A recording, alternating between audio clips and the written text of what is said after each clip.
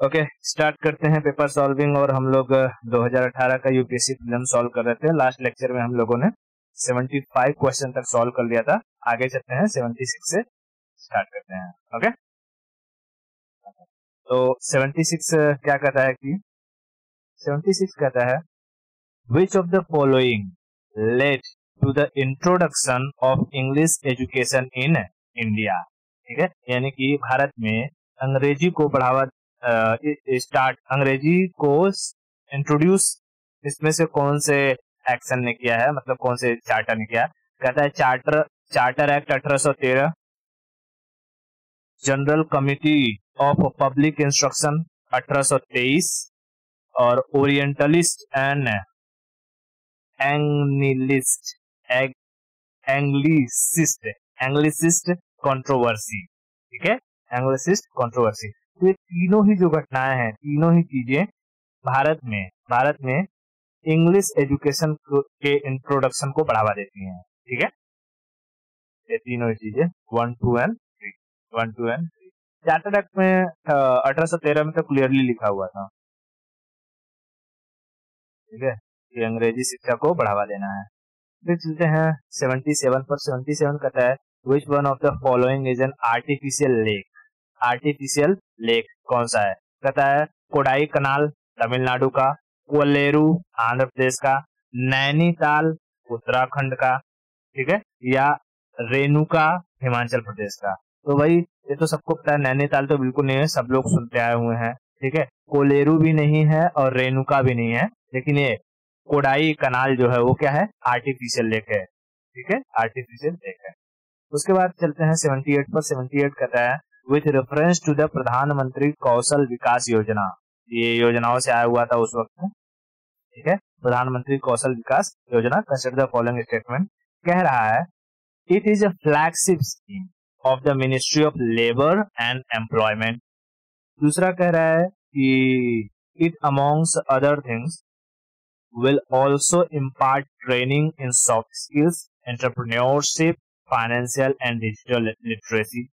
ठीक है, तो कौशल विकास योजना, तो ये बात तो जाहिर सी बात होगी कि सॉफ्ट स्किल्स की ट्रेनिंग दी जाएगी, एंटरप्रेन्योरशिप के बारे में बताया जाएगा और फाइनेंशियल डिजिटल लिटरेसी की इंफॉर्मेशन दी जाएगी। तीसरा, जब दो सही हो जाता है तो हम देखते हैं ये गलत हो जाता है। ठीक है, और आगे पहले पढ़ लेते हैं। तीसरा कहता है कि it aims to align the competency of the unregulated workforce, ठीक है, unregulated workforce of the country to the national skill qualification framework। ठीक है, तो मैंने हमेशा कहा था कि देश की पॉपुलेशन को अगर हमें ये नहीं मतलब कि अगर हम ये समझेंगे कि देश की पॉपुलेशन बहुत ज्यादा है या हमारे पास रिसोर्सेज की कमी है, तो हमें क्या करना चाहिए, पॉपुलेशन को उसे एक कैपिटल में कन्वर्ट कर देना चाहिए। यानी लोगों को ट्रेन करो, स्किल करो और उन्हें इस लायक बनाओ कि वो देश विदेशों में जो लेबर्स की रिक्वायरमेंट है उसको पूरा कर सके या अपने देश में किसी एक पर्टिकुलर वर्क को प्रॉपरली कर सके। तो इसके लिए यही चीज कह रहा है कि it aims to align the competency of the unregulated work force of the country to the national skill qualification framework.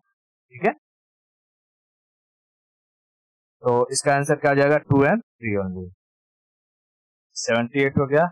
आगे चलते हैं 79 की तरफ। 79 कहता है इन 1920 which of the following changed its name to Swaraj सभा। तो था all India home rule league का नाम जो हुआ था वो स्वराज सभा हुआ था 1920 में। ठीक है, हाँ। उसके बाद चलते हैं 80 पर।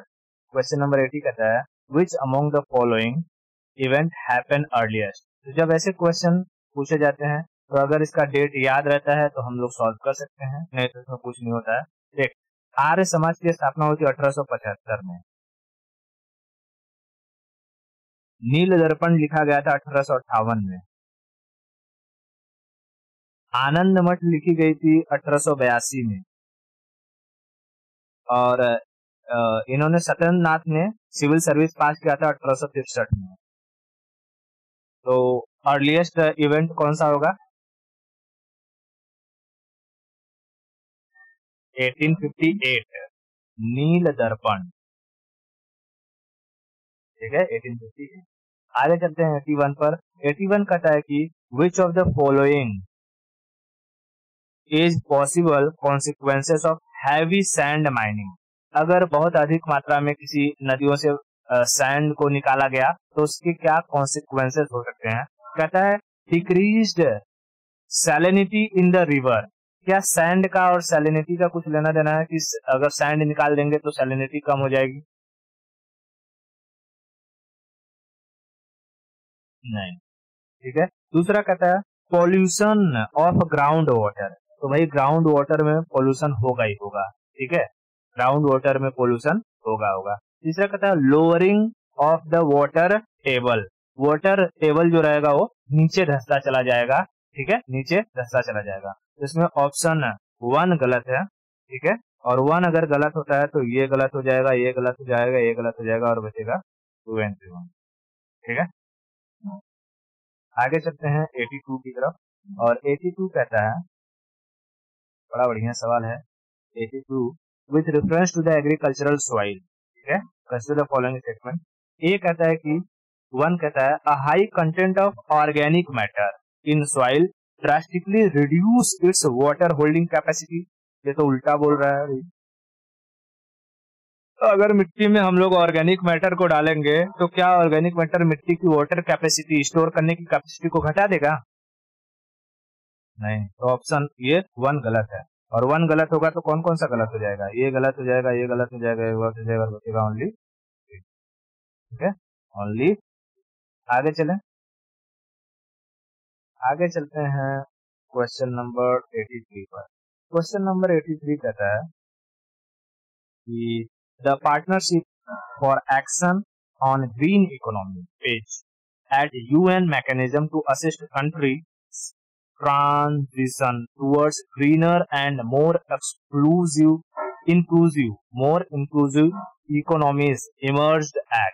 तो देखिए करंट अफेयर का टॉपिक है, ठीक है, इसका आंसर था, ये कब निकल करके आया था? ये था रियो दी जेनेरियो वाला, ठीक है, अर्थ समिट में।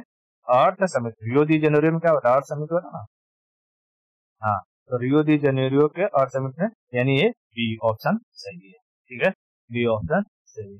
आगे चलते हैं और समझते हैं क्वेश्चन नंबर 84। क्वेश्चन नंबर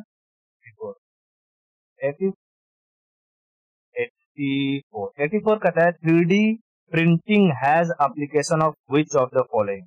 तो 3D प्रिंटिंग के बहुत सारे एप्लीकेशंस है, ठीक है, जैसे कि तू देखेगी कि preparation of the confectionery items. Confectionery मतलब क्या होता है? जैसे मिठाई उठाई बनाने के लिए जो मिठाई मिष्ठान चीजों से रिलेटेड जो चीजें होती हैं उसे कन्फेक्शनरी आइटम कहते हैं, ठीक है, कन्फेक्शनरी आइटम। तो 3D प्रिंटिंग से तू बना सकती है कि अगर मिठाई है और मिठाई के ऊपर पतला सा लेयर चढ़ाना है सिल्वर का, तो चढ़ा सकती है। मैन्युफैक्चर ऑफ बायोनिक ईयर्स, ठीक है, नकली कान बना सकती है। ऑटोमोटिव इंडस्ट्री, ठीक है, मतलब कि व्हीकल के पार्ट्स वगैरह बना सकती है। फिर रिकंस्ट्रक्टिव सर्जरीज कर सकती है, ठीक है, ऐसा कोई चीज टूट गया हो तो उसको तू रिकंस्ट्रक्ट कर सकती है। और कह रहा है कि डेटा प्रोसेसिंग टेक्नोलॉजी, तो 3D प्रिंटिंग के 3D जो प्रिंटिंग एप्लीकेशन है उससे ये भी पॉसिबल है। तो साइंस में मोस्टली जो चीजें होती है पॉसिबल होती है, जिसका ऑप्शन क्या हो जाएगा? 1, 2, 3, 4 एंड 5। आगे चलते हैं क्वेश्चन नंबर 85 की तरफ और क्वेश्चन नंबर 85 कहता है consider the following statement. Barren island volcano is an active volcano located in Indian territory. तो ये तू बताएगी, मैंने बताऊंगा।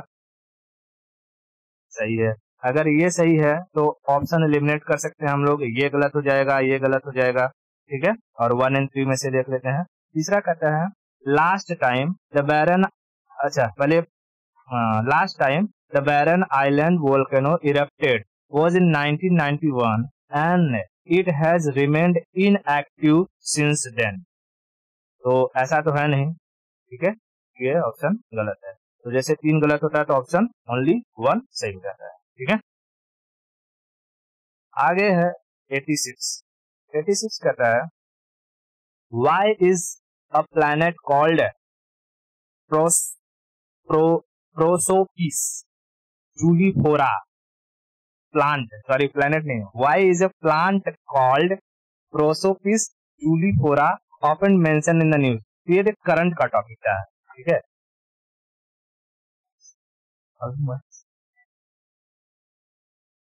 तो 86 में क्या बता रहे थे कि why is a plant called Prosopis juliflora often mention in the news? कहता है कि it's extract is widely use in cosmetic, ठीक है, या it trend to reduce the biodiversity in the area in which it grows, या it extract is used in the synthesis of pesticides, या none of the above, ठीक है।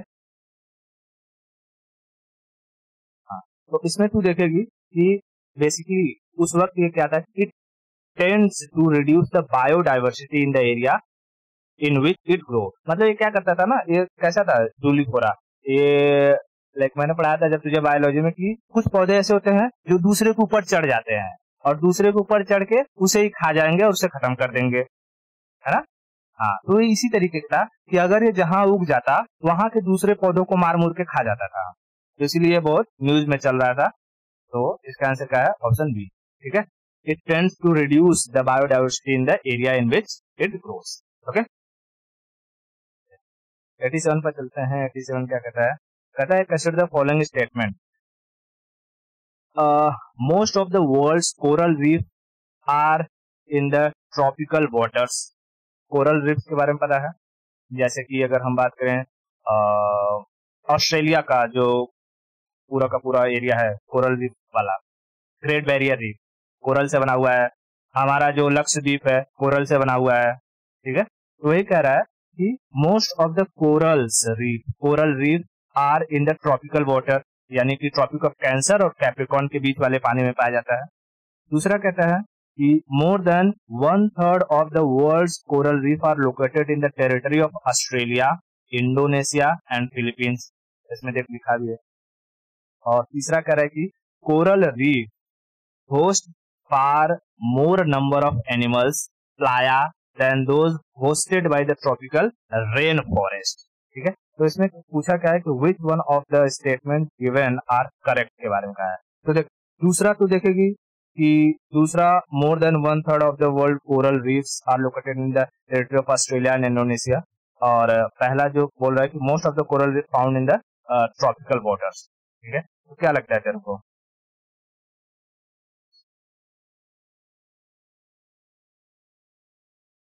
Option दे, अगर तू eliminate करेगी, ले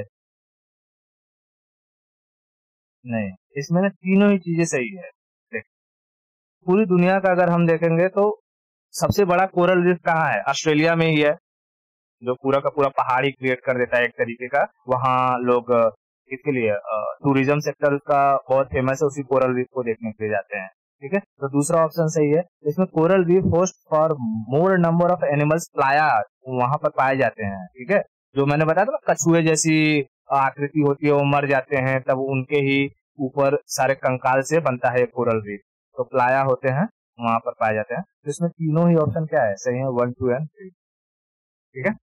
और ये देखेगी तो जैसे अपना ये लक्षद्वीप है, तो लक्षद्वीप भी कहाँ है, ट्रॉपिक ऑफ कैंसर के, मतलब हमारा ट्रॉपिक ऑफ कैंसर बीचों बीच से जाता है और नीचे आएगा अपना लक्षद्वीप, ठीक है। तो ट्रॉपिक ऑफ कैंसर और ट्रॉपिक ऑफ कैप्रिकॉर्न दोनों के बीच, मतलब इन्हीं के बीच में ही तुझे most of the coral reefs देखने को मिलते हैं, ठीक है। एनवायरमेंट और ज्योग्राफी का 88 पे चलते हैं। कहता है कि मोमेंटम ऑफ चार्ज, अब ये फिजिक्स का क्वेश्चन है, मोमेंटम ऑफ चार्ज कहता है, momentum of charge climate neutral now is an initiative launched by उसमें फिजिक्स के करंट अफेयर से पूछा हुआ है, ठीक है। कहता है कि 2018 में जो environmental the intergovernmental panel on climate change, या the UNEP United Nation environment programme secretariat है, या यूएनएफसीसी सेक्रेटरिएट के द्वारा है, ठीक है, या वर्ल्ड मेट्रोलॉजिकल ऑर्गेनाइजेशन के द्वारा है। ये जो क्लाइमेट न्यूट्रल नाउ, ये जो इनिशिएटिव लॉन्च हुआ था वो UNFCCC United Nations framework for climate change convention के द्वारा ये लॉन्च किया गया था। ठीक है, बता सकते हैं यूएनएफसीसी का हेडक्वार्टर कहाँ होगा?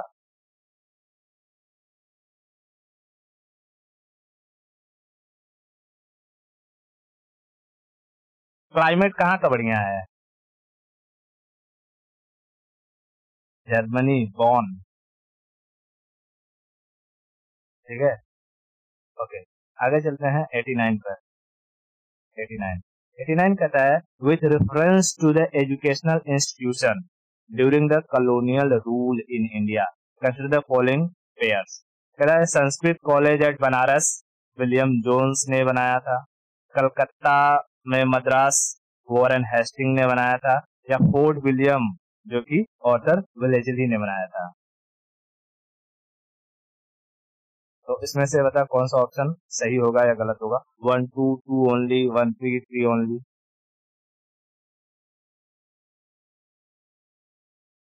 सेकंड वाला हमको पता था कि वॉरेन हेस्टिंग ने कलकत्ता का जो मद्रास वाला कलकत्ता मद्रास इंस्टीट्यूशन को उसने बनाया था वॉरेन हेस्टिंग ने। ठीक है, तो ये सेकंड वाला ही सही है, बाकी दोनों गलत है। ठीक है, संस्कृत कॉलेज अगर बनारस की बात करेंगे तो बनारस में मोस्टली अगर हिंदू अपने बीएचयू की बात करें, बनारस हिंदू यूनिवर्सिटी, तो वो किसने बनाया था? लाला लाजपत राय ने।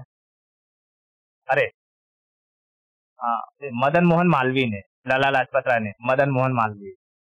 हाँ, लाला लाजपत राय ने, मदन मोहन मालवीय ने बनाया था। ठीक है, तो इसमें दोनों नहीं होगा, ये ओनली टू से होगा। उसके बाद चलते हैं 90 पर। 90 क्या कहता है कि अभी कंसिडर द फॉलोइंग पेयर्स। कहता है कि regions sometime mentioned in the news. अब ये करंट अफेयर्स है तो इसमें कोई डिस्कशन का टॉपिक नहीं रहता है। कहता है कैटलोनिया स्पेन में है, क्रीमिया हंगरी में है। तो क्रीमिया तुझे पता है हंगरी में नहीं, क्रीमिया आजकल अभी न्यूज में है कि क्रीमिया को 2014 में कब्जाया था रसिया ने, और वो कहाँ पे था? यूक्रेन में। बरोबर, क्रीमिया नहीं था। फिर अब 2018 के उसमें पूछा हुआ है ये कि भाई क्रीमिया कहाँ है? 2000, क्योंकि ये क्रीमिया मोस्टली न्यूज में रहा होगा तो 2014-15 के आसपास न्यूज में रहा होगा। ठीक है, और इस तरीके से ये जो ऑप्शन पूछ रहा है ना, इससे एक चीज क्या याद रखा, जैसे कि 2022 का जो अपना एग्जाम होगा जिसमें यूएसए बोलो, रसिया और यूक्रेन से रिलेटेड जितने भी बॉर्डर कंट्री है, ठीक है, जितने भी सीज हैं, जितने भी रिवर्स हैं, उनके बारे में पूछ सकता है। ठीक है, तो एक बार देख लेना। तो दूसरा अगर हम एलिमिनेट करते हैं तो ये खत्म, ये खत्म, बचता है क्या? बी और सी में। कहता है मिंडनाओ। मिंडनाओ फिलीपींस में है, ये मैंने पढ़ा है। दो ये होते हैं क्या, आइलैंड्स। ठीक है, मिंडनाओ है जो सबसे बड़ा है, तो पेट्रोलियम के लिए फेमस है। ठीक है, तो तीसरा सही है, तो तीसरा तो दोनों में है, एक और चार में देखना है। कहता है कि चौथा कहता है ओरोमिया। ओरोमिया नाइजीरिया में है और कैटलोनिया स्पेन में है। तो ओरोमिया जो है ये नाइजीरिया में नहीं, ये इथियोपिया में है।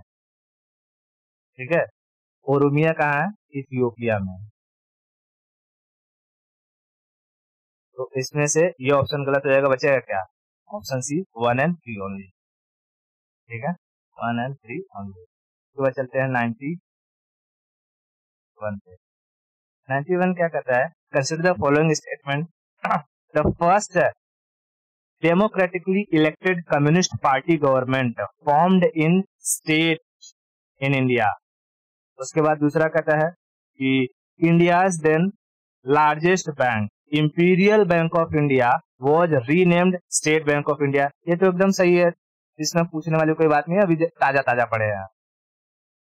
इंपीरियल बैंक ऑफ इंडिया का नाम चेंज करके जब स्टेट मतलब इसे स्टेट बैंक बनाया गया था। ठीक है, 3 बैंक थे, इसमें मर्ज किया गया था, मद्रास, बॉम्बे और कलकत्ता।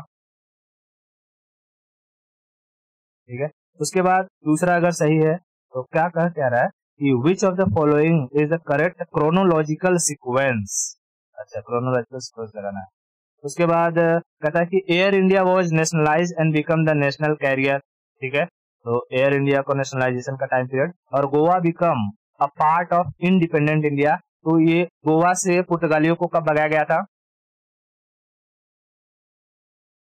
61 में। ठीक है, 1961 में। और अगर पूछेगा कि कौन सा ऑपरेशन चलाया गया था,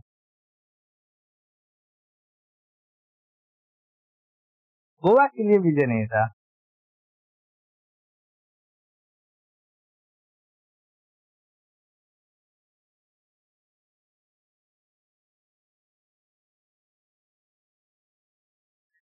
अच्छा, पोलो किसके लिए था? ऑपरेशन पोलो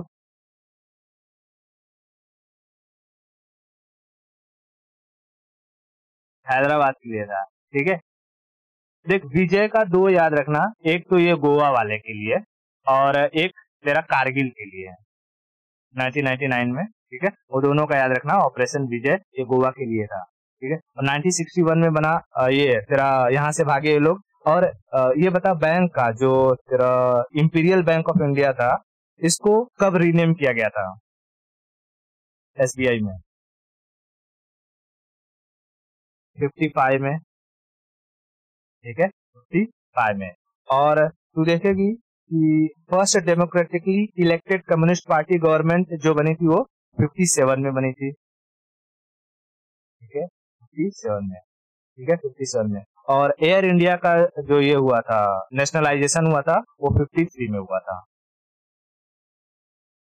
ठीक है, 53 में। तो अब इसके अकॉर्डिंग टू क्रोनोलॉजिकल ऑर्डर अगर देखेगी तो क्या हो जाएगा? पहले कौन हो रहा है? पहले है 53 यानी 3, उसके बाद 55 यानी 2, और फिर 1 और 4, 3214, 3214 जी। ठीक है, तो ऐसे क्वेश्चंस के लिए डेट याद रहे तो ठीक है, नहीं तो फिर ऐसे क्वेश्चंस छोड़ देना बेहतर है। ज्यादा ना डेट किसको याद रहता है। ठीक है, आते हैं 92 पर। 92 92 कहता है right to privacy is protected as an intrinsic part of the right to life and personal liberty. Which of the following is the Constitution of India correctly and appropriately imply the above statement? Okay, so ठीक है, right to privacy is protected as an intrinsic part of the right to life and personal liberty. Which of the following is the Constitution of India correctly and appropriately imply the above statement? तो इसमें से पता, article 14 and the provision under the 42nd Amendment Act to the Constitution, या article 17, article 21 part 3। तो फट से बोलने नहीं हो रहा है, पढ़ने तक का वेट। ऐसे क्वेश्चन में भी पढ़ने तक का वेट करना है। Consider the following. ठीक है, कहता है areca nut, barley, coffee, finger millet, groundnut, sesamum और टर्मरिक। कहता है the cabinet committee of economic affairs has announced. ये मिनिमम सपोर्ट प्राइस वाला जो चीजें रहती हैं, ये भी करंट का है। तो अब ये इतना कोई ध्यान नहीं रखता कि हाँ किस किस चीजों के लिए इसने मिनिमम सपोर्ट प्राइस हो किया है। ठीक है, तो ऐसे क्वेश्चन अगर याद है तो ठीक है, नहीं याद है तो सीधा मारो और छोड़ दो। समझ में आ रहा है? तो हाँ, इसका आंसर मैं तुझे बता देता हूँ सीधा, 2, 4, 5 एंड 6 उस टाइम का 2018 का करंट अफेयर है, किसको याद रहेगा। ठीक है, आगे चलते हैं 94 की तरफ। 94 कहता है in which one of the following state Pakhui wildlife sanctuary is located. अब देख, जब ये मैं तुझे पूरा इंडियन मैप पढ़ा दूंगा तो ये सारे के सारे जो वाइल्ड लाइफ सेंचुरी वगैरह है ये सभी बता दूंगा। पखुई वाइल्ड लाइफ सेंचुरी वगैरह कहाँ है? ये अरुणाचल प्रदेश में है। ठीक है, स्टैटिक पोर्शन है, सब एक ही साथ याद करने वाला। ठीक, आगे चलते हैं और 95 की तरफ। 95 कहता है पीएसएलवी जीएसएलवी के बारे में है। देखिए साइंस सेक्शन से है क्वेश्चन। कहता है कि with reference to the India's satellite launch vehicle consider the following statement.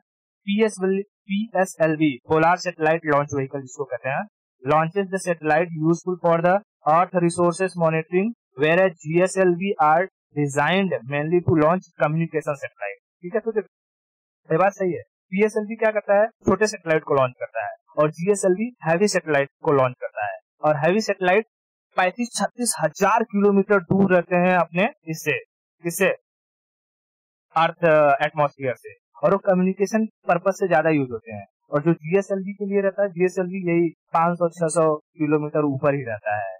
ठीक है, तो वो मेनली तेरे रिसोर्सेज वगैरह के लिए यूजफुल हो जाता है। दूसरा कहता है कि दूसरा क्या कहता है, satellite launch by the PSLV appear remain permanently fixed with the same position in the sky as viewed from the particular location of the earth। तो ये पीएसएलवी नहीं, अगर पीएसएलवी को देखेगी तो पीएसएलवी क्या करता है, पोलर सैटेलाइट लॉन्च व्हीकल, ये पोल टू पोल घूमता है, जैसे ये अर्थ है तो ऐसे ऐसे घूमता है, ठीक है, ऐसे ऐसे। और जो जीएसएलवी रहता है ये ऐसे ऐसे घूमता है इधर। जीएसएलवी दूर से रहता है और दूर से बहुत लार्ज एरिया पर क्या करता है, फोकस मारता है, ठीक है। जीएसएलवी दूर से पूरे लार्ज एरिया पर फोकस, क्योंकि अगर कोई पेन है, पेन तेरे आंखों के पास ले जाएगा तो पेन कैसा लगने लगेगा, बहुत बड़ा, लेकिन वही पेन दूर कर दूंगा तो तू पूरे पेन को देख सकती है कि नहीं देख सकती, देख सकती है। तो वही बात कर रहा है कि satellite launch by the PSLV, यानी जो छोटे सैटेलाइट होते हैं, appear to remain permanently fixed in the same position in the sky as view from the particular location of the earth. अगर अर्थ से तू ऊपर देखेगी तुझे लगेगा कि वो एक ही पोजीशन पर है, ठीक है। तो ये इससे पॉसिबल है क्या कि एक ही पोजीशन पर दिखाई दे। पीएसएलवी क्या करता है, ये धकाधक एक एक 4-5 घंटे में या एक पर्टिकुलर फिक्स टाइम पीरियड रहता है, वो तुझे फिजिक्स में पढ़ना है कि कितने टाइम पीरियड में अपना अर्थ का एक चक्कर मार लेता है। तो ये वाला सेक्शन गलत है, ये चीज नहीं होती। फिर तीसरा कहता है कि GSLV mark 3 is a 4 stage launch vehicle with the first and third stage using rocket Motors and the second and fourth stage using liquid rocket engine. तो इसमें दूसरा और तीसरा दोनों ही गलत है, ओनली वन सही है, ठीक है। अब ऐसा सैटेलाइट के बारे में तुझे फिजिक्स में पढ़ना रहता है, तो फिजिक्स पढ़ा नहीं है। हाँ, आगे जा करके चलते हैं 96 पे, with reference to the governance की बात कर रहा है of the public sector banking in India, the following statement. कहता है कि capital infusion into the public sector bank by the government of India had steadily increased in the last decade। ठीक है, ये भी देख किससे है, करंट के टॉपिक से है ना, क्योंकि वो लोग डेटा को एनालाइज करते रहेंगे और देखते होंगे कि अच्छा हाँ इतना इतना ऐसा ऐसा है, ये क्या ये बात सही है कि नहीं है। तो कहता है capital infusion in public sector bank by the government of India has steadily increase in the last decade. और दूसरा कहता है कि to put the public sector bank in order the merger of associated banks with the parent State Bank of India has been affected। बात समझ आ रही है? तो इसमें तू देखेगी ना, जो कैपिटल इंफ्यूजन है ये इंक्रीज नहीं हुआ है, ये डिक्रीज हुआ है, ठीक है। ये इस साल, ये 2018 का पेपर है, इस साल का बात नहीं, उस साल का, हाँ उस साल 2018 में वो डिक्रीज हुआ था। तो ये ऑप्शन क्या था, गलत था। और ये मर्जर तो काफी टाइम से चलते आ रहा है, तो ये बात सही, ठीक है।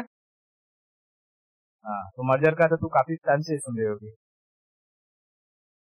हाँ, तो चलते हैं 97 की तरफ। 97 कहता है कंसिडर द फॉलोइंग आइटम्स, ठीक है। कह रहा है सेरेल, ग्रेन्स, फूल, chicken egg cooked, fish processed and canned, newspaper containing advertising material, which of the above item are exempt under GST। अब ये तू बताएगी, मैं नहीं बताऊंगा।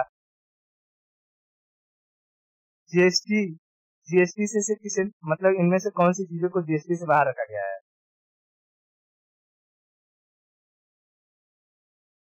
सेरेल ग्रेन्स को मैंने बताया था, जितने भी खाने पीने वाली चीजें रहती हैं उन्हें क्या रखा जाता है, जीएसटी से बाहर रखा जाता है, ठीक है।